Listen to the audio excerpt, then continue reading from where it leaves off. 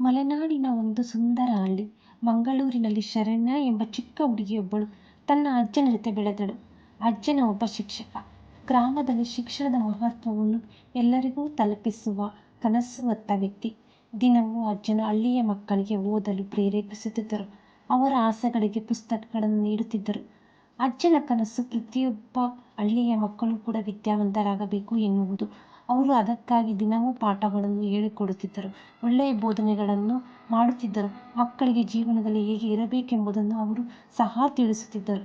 ಆದರೆ ಒಂದು ದಿನ ಅಜ್ಜನು ಹಠಾತ್ತಾಗಿ ಹೃದಯಾಘಾತದಿಂದ ನಿಧನರಾದರು. ಶರಣ್ಯಗೆ ಇದು ತುಂಬಾ ದೊಡ್ಡ ನಷ್ಟವಾಯಿತು. ಆದರೆ ಅಜ್ಜನ ಕನಸು ಶರಣ್ಯ ಹೃದಯದಲ್ಲಿ ಜೀವಂತವಾಗಿತ್ತು. ಅಜ್ಜನ ಅಗಲಿಕೆಯಿಂದ ಕೊಂಚ ಕಾಲ ಶರಣ್ಯ ನೋವಿಗೆ ಒಳಗಾದರು.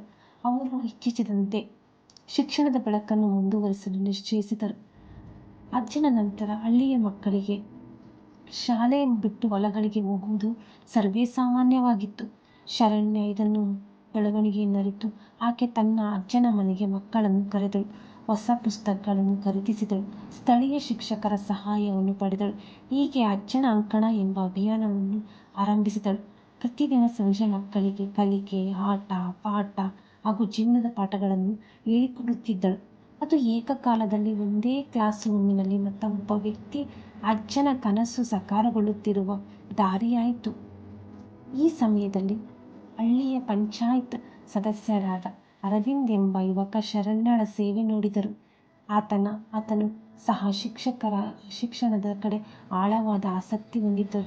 ಶರಣ್ಯ ಧೈರ್ಯ, ನೇತೃತ್ವ ಮತ್ತು ಮಕ್ಕಳ ಮೇಲಿನ ಪ್ರೀತಿ ನೋಡಿ ಅಚ್ಚರಿಗೊಂಡು ಎರಡೂ ಕುಟುಂಬಗಳ ಒಪ್ಪಿಗೆಯಿಂದ ಮದುವೆಯಾದರು.